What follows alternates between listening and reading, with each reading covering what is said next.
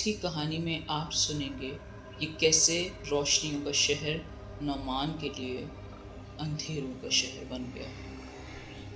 یہ بات اس وقت کی ہے جب نعمان اپنے کالج میں تھا اور اپنی وہ کچھ کتابیں خریدنے حیدرآباد سے کراچی کی طرف آ رہا تھا۔ اس کا ایک بہت پرانا دوست سلمان رہتا ہے تو وہ اس سے بھی جا کے مل لے۔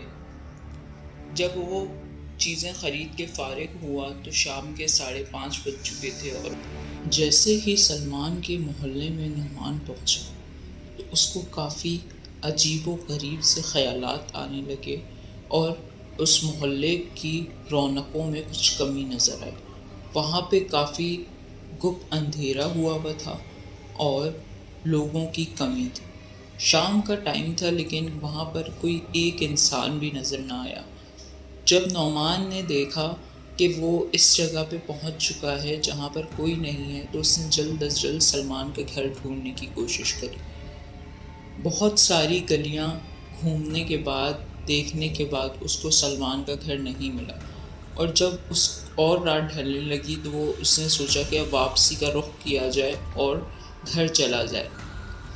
لیکن جب وہ واپسی کے راستے کی طرف بڑھا تو جس راستے سے وہ آیا تھا وہ راستہ بند تھا۔ بجلی کے کھمبے کے نیچے ایک آدمی کھڑا ہوا نظر آیا۔ آدمی اس کی طرف بڑھ رہا تھا۔ نعمان یہ دیکھ کر اور سٹپٹا گیا اور پیچھے کی طرف ہونے لگا، لیکن وہ آدمی بہت تیزی سے اس کی طرف آ رہا تھا۔ نعمان نے جب غور سے دیکھا تو وہ اس کا ہی دوست سلمان تھا۔ نعمان نے سلمان سے کہا کہ یار تم کہاں ہوتے ہو؟ تم نے تو مجھ سے کوئی تعلق رکھنا ہی چھوڑ دیا ہے، تم مجھ سے کوئی رابطہ نہیں رکھتے ہو۔ سلمان نے جواب دیا، میں بہت مصروف ہو گیا ہوں اور میرے پاس اب بہت کچھ کرنے کو ہے، میں بہت کم دیر کے لیے محلے میں نکلتا ہوں۔ دونوں آگے کی طرف اور بڑھ رہے تھے اور سلمان نے ایک بات نعمان کو بتائی۔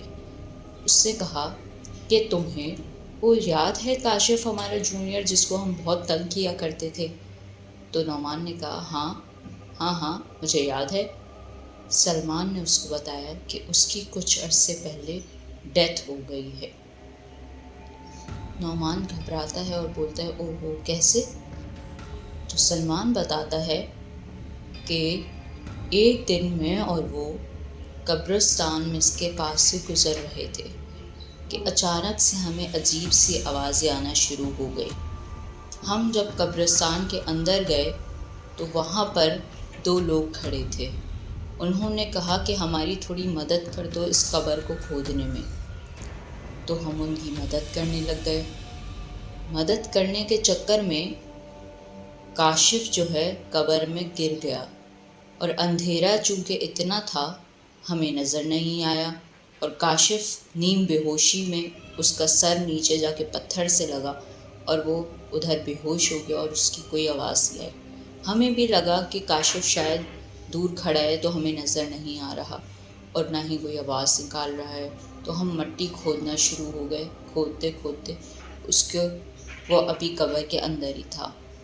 پھر اس کے بعد ہم نے اپنی جو قبر میں میت اتاری اور اس کو بند کر دیا۔ اب ہمیں نہیں پتا تھا کہ کاشف اندر ہی رہ گیا ہے اور وہ باہر نہیں آ سکا، اور اس طرح کاشف کا انتقال ہو گیا۔